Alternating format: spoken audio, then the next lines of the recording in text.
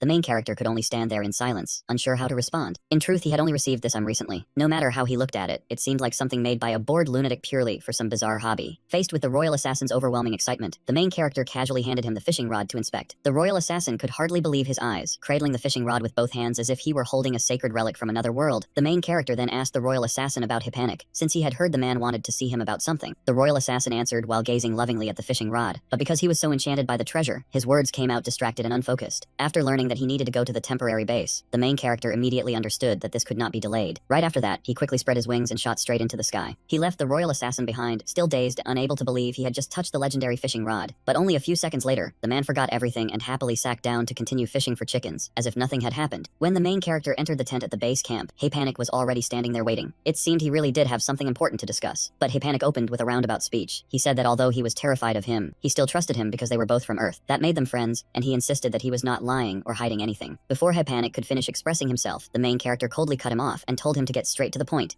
Panic had no choice but to state the first issue directly. The recent fish yield had dropped sharply because a strange species of fish had suddenly appeared. They were so vicious that they tore through nets and even swallowed Hook's whole. Because of that, Panic wanted to know whether this was his doing. The main character fell into thought. At first, he had only ordered those fish to investigate the ship, but he never expected them to develop awareness and act on their own. After thinking it through, he immediately denied it with absolute certainty, insisting that the matter had nothing to do with him. Just as Panic was about to question him again, the main character added that it could not have been him, because the things he summoned always obeyed him completely. After hearing that, Panic was almost certain the culprit was this young man. Even so, he did not act rashly and instead moved on to the next issue, asking about the group of merfolk that had suddenly appeared on the coast of the kingdom of Abaforzum 2 days ago. The important part was that they were not demon race merfolk, but an extremely bizarre kind of existence. Because of them, the kingdom of Abaforzum had entered a state of emergency. Regarding this matter, the main character immediately denied it outright, saying that he had simply gone fishing. Hearing that, Panic guessed the cause might be that ship. It had created clone merfolk soldiers, and before building a warship, their objective was to invade the land. Hearing this, the main character suggested going to see those monsters in person, because if they wanted to find the ship, they needed to follow the trail through them. Panic thanked him for being willing to step in and handle it, but before ending the conversation, he still had one final question.